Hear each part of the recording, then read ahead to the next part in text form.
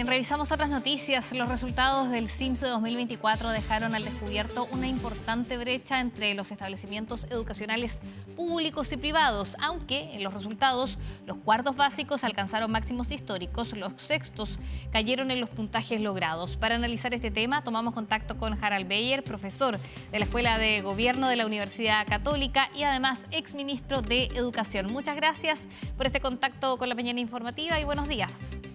Buenos días, Valentina. Buenos días a todos los televidentes.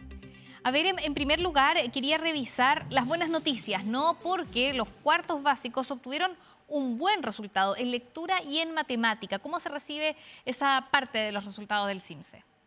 No, muy positivo que en el primer ciclo básico, ¿no es cierto?, los resultados estén mejorando. Esto es una tendencia que venía antes de la pandemia, gradualmente, que se había detenido con la pandemia y ahora se recupera y se alcanza el nivel histórico más alto en matemáticas y en lectura, desde que se son comparables los datos básicamente del año 2002. Entonces, estamos teniendo los resultados más altos.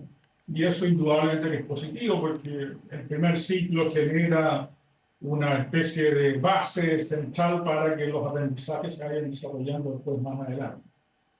Y además, los niños de cuarto básico entran al sistema educativo, los que se midieron el año pasado, ya sin los efectos de la pandemia, ¿no? Sin el confinamiento. ¿Eso también es un punto importante en esta medición?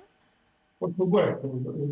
La pandemia, sabemos, a partir de la medición del 2022, ¿no es cierto?, que tuvo un efecto importante en los desempeños de los estudiantes.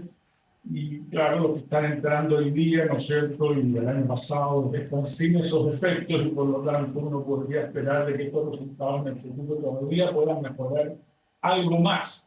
Para seguir mejorando se requieren otros elementos, pero en el corto plazo indudablemente uno podría esperar que esa tendencia que existía antes de la pandemia, ¿no es cierto?, se mantenga. ¿Qué otros elementos se requieren para mejorar que usted nombró, Harald? Bueno, si uno mira el resultado del cuarto básico, hay un dato que es muy preocupante, a pesar de que el panorama general es relativamente bueno, es la brecha que se está produciendo entre niños y niñas. Y básicamente las niñas todavía no han recuperado los aprendizajes que tenían previo a la pandemia. Entonces se está produciendo una brecha por género que es complicado, porque eso afecta después el desempeño de las niñas, las carreras que más adelante eligen y sus trayectorias laborales. Entonces eso es algo que en las pruebas internacionales se ve con especial fuerza y que ahora empieza a aparecer cada vez con más frecuencia en el CIMSE, y es algo que el país debería abordar y creo que no nos hemos puesto con detención a enfrentar este problema. Y estas brechas son especialmente en matemáticas, Harald, ahí es donde las niñas... Son especialmente en matemáticas, pero también en términos relativos las mujeres están quedando rezagadas en lectura, porque antes tenían una pequeña ventaja respecto a los hombres y ahora esa ventaja se ha cerrado. O sea, lo que da la impresión de que los niños están teniendo como más fuerza para ir mejorando sus aprendizajes y las niñas se están quedando un poquito paradas, digamos, y eso indudablemente es preocupante, porque no hay ninguna razón para que eso ocurra.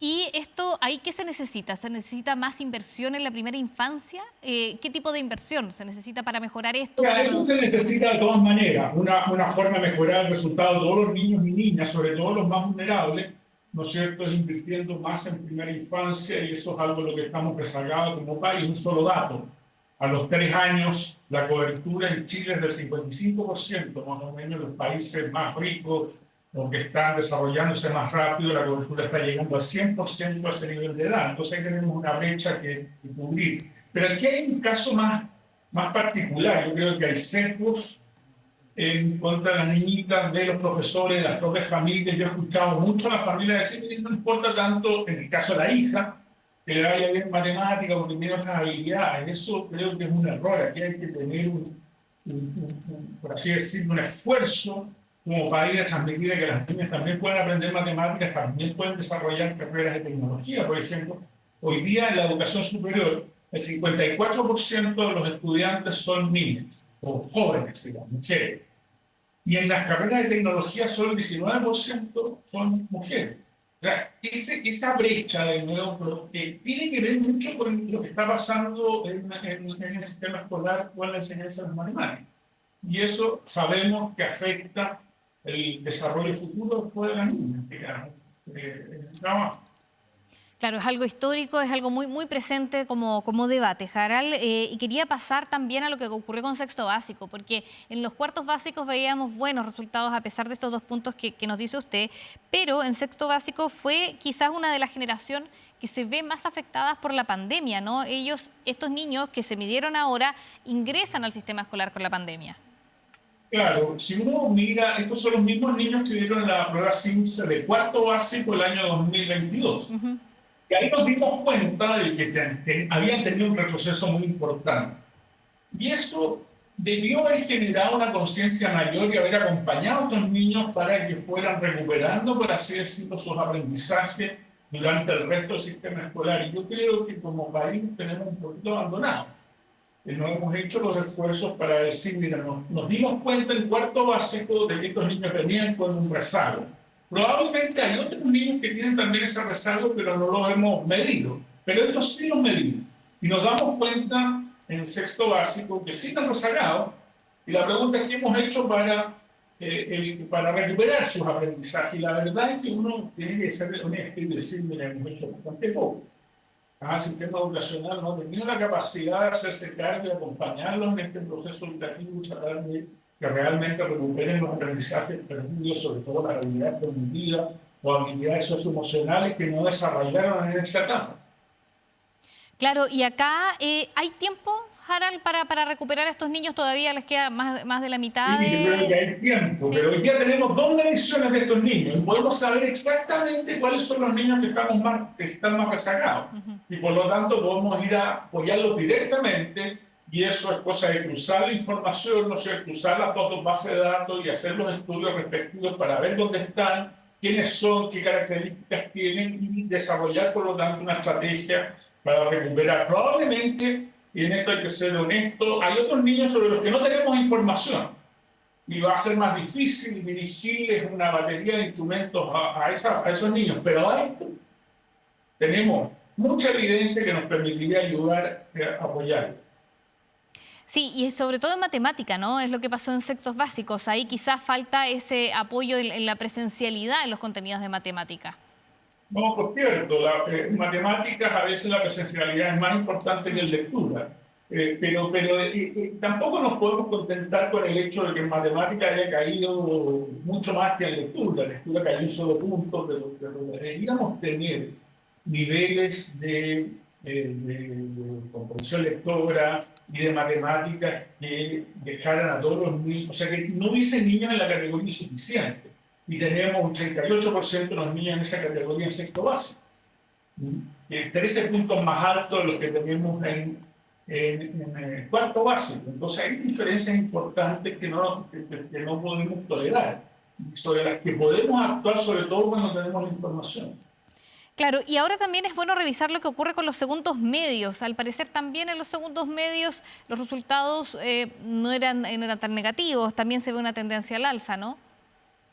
No, pero de niveles muy bajos. Ya. 50% de los niños, tanto en matemáticas como en lectura, están en categoría insuficiente. Ya la mitad de nuestros jóvenes de segundo medio no tienen habilidades suficientes para desempeñarse hoy día en un mundo moderno y complejo. Y claro, estamos muy tarde ya para preparar eso y tenemos que hacer políticas remediales, pero en general yo he estado tratando de sostener que como país estamos actuando con poca dedicación en los niveles de, por así decirlo, de séptimo a primero y segundo medio. Entonces estos resultados de segundo medio reflejan una dejación, por así decirlo, entre comillas, entre el séptimo y ese nivel educativo, que es fundamental porque ahí está la adolescencia, ¿no es cierto? Surgen otros problemas, hay que tener de nuevo políticas integrales. La prueba PISA que conocimos el año pasado reveló que los niños de 15 años, que son los que están cercanos, o están en primero o en segundo medio, además se sienten muy solos, no sienten pertenencia a sus establecimientos educacionales. Entonces el tipo de intervenciones y políticas que tenemos que hacer es mucho más sofisticada que hemos hecho habitualmente, para producir, ¿no es cierto?, una mejor convivencia, niños que no se sientan y niñas que no se sientan solas y al mismo tiempo, ¿no es cierto?, puedan desarrollar sus aprendizajes. Como que el sistema educativo no tiene como capacidad de llegar a esos niveles educativos con la fuerza que debería hacer. Entonces tenemos que invertir un poquito más en pensar cómo nos organizamos para que esto produzca buenos resultados. Sí, ¿y qué tipo de profesionales deberían intervenir en eso, sobre todo en la parte que quizás ya no tiene que ver tanto con el CIMSE, sino que lo que usted nos decía, Harald, respecto también a la parte emocional, a la poca pertenencia que sienten estos estudiantes? Aquí, como siempre, estos son trabajos interdisciplinarios, entonces uno debería tener instalar esas capacidades, ¿no es cierto?, para que puedan, descentralizadamente, por supuesto, para que puedan ir apoyando estos casos. La Agencia de Calidad de la Educación, por ejemplo, ha hecho un muy buen trabajo en la parte más académica, que indudablemente tiene pocos recursos, probablemente tenemos que invertir más. En otros países, este tipo de instituciones tienen presupuestos un poquito más grandes, sin que sean monstruosos, por supuesto, sino que para contratar especialistas que puedan apoyar mucho más integralmente a los establecimientos escolares. Hoy día las visitas que hace la Agencia de Calidad, por ejemplo, en los establecimientos escolares, han sido bien evaluados por los propios establecimientos, pero claro, es un equipo chiquitito, sin capacidad de hacer una cosa muy en profundidad y abordar esto mucho más interdisciplinariamente. Porque yo creo que el país tiene las capacidades para hacerlo y debería pensar bien cómo aborda esta etapa del proceso educativo. El Estado en esta materia está siendo bastante inefectivo, requiere por lo tanto una mirada un poquito distinta, parecida a la que han usado otros países en otros lugares del mundo. Harald, y quería preguntarle a nivel general por las brechas socioeconómicas que también reflejan el CIMSE, que es una constante preocupación que arrojan este tipo de mediciones. Bueno, en cuarto básico se ve un avance importante y eso es muy positivo, ¿no es cierto? Porque para tener equidad en el sistema educativo las brechas tienen que ir desapareciendo y eso es tremendamente importante en las primeras etapas, tanto en la educación de primera infancia como en los primeros ciclos del sistema escolar para tratar de nivelar la cancha y que todos lleguen en igualdad de condiciones después de la etapa final del proceso educativo. ¿No es cierto? Y ahí vemos avances relevantes. No sabemos exactamente por qué han sucedido y necesitamos estudiar un poquito con más cuidado qué es lo que está ocurriendo ahí, porque en los otros niveles educativos no se ve esa reducción en las brechas. Entonces, ¿cómo podemos sostener, esa es la gran pregunta, esta reducción de brechas y seguir acortándolas en el futuro? Y de nuevo, para eso necesitamos un poquito más de investigación, entender bien qué pasó ahí, por qué se redujeron las brechas. Uno podría, a lo mejor, una mala noticia, por ejemplo, sería que solamente eso se explica porque ha aumentado la escolaridad de los padres en Chile. Es cierto, los niños de cuarto básico tienen un día padres que en promedio son más educados y eso sabemos que influye en los resultados educativos. Eso es bueno que ocurra, pero no se le debía al sistema educativo, ¿no es cierto? Sería producto de los padres, de la mayor escolaridad de los padres. Entonces tenemos que entender bien qué es lo que pasó ahí, sobre todo porque en el resto del sistema educativo esa reducción de brechas no se ve. Sí.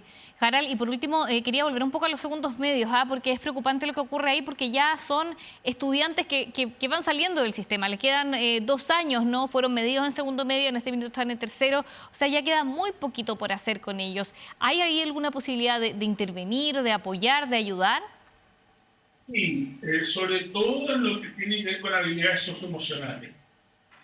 A esas alturas es más difícil, aunque sea duro decir, trabajar en habilidades cognitivas, pero los seres humanos no solamente dependemos para tener buenas trayectorias de vida de las habilidades cognitivas, sino que también de las habilidades socioemocionales. Y esas son es mucho más fácil más fácil entre comillas, porque nada es fácil aquí, digamos, de desarrollar todavía en los jóvenes, y estas son a veces se las mira despectivamente porque se las llama blandas, que es un error, porque no son blandas, son cosas como perseverancia, como esfuerzo, como llegar a tiempo, etcétera, etcétera, y todo ese tipo de cosas son habilidades que son importantes en la trayectoria de cualquier persona. Y eso se puede desarrollar, hay experiencias positivas en distintos lugares del mundo, y de nuevo tenemos que perder un poquito ese carácter insular con el que miramos la educación y mirar las buenas experiencias de afuera y tratar de adaptarlas a la realidad chilena. Y tenemos además muchas experiencias en Chile de colegios de distintos niveles socioeconómicos que tienen muy buenos resultados en estas dos tipos de habilidades. Aprendemos poco de esas experiencias, las socializamos poco y ahí hay toda área pendiente que es tremendamente importante desde el punto de vista de la educación. Pero de nuevo, igual como se tenía antes aquí la interdisciplina, abordar esto interdisciplinariamente, dejarse asesorar por las facultades de educación, por los mejores equipos y construir una estrategia a largo plazo es fundamental para estos propósitos. Bien, Harald Bayer, profesor de la Escuela de Gobierno de la Universidad Católica y exministro de Educación, muchas gracias por esta conversación para ayudarnos a entender los resultados del CIMSE y los desafíos que conllevan. Muchas gracias a ustedes, que tengan un buen día y mejor semana. Igualmente.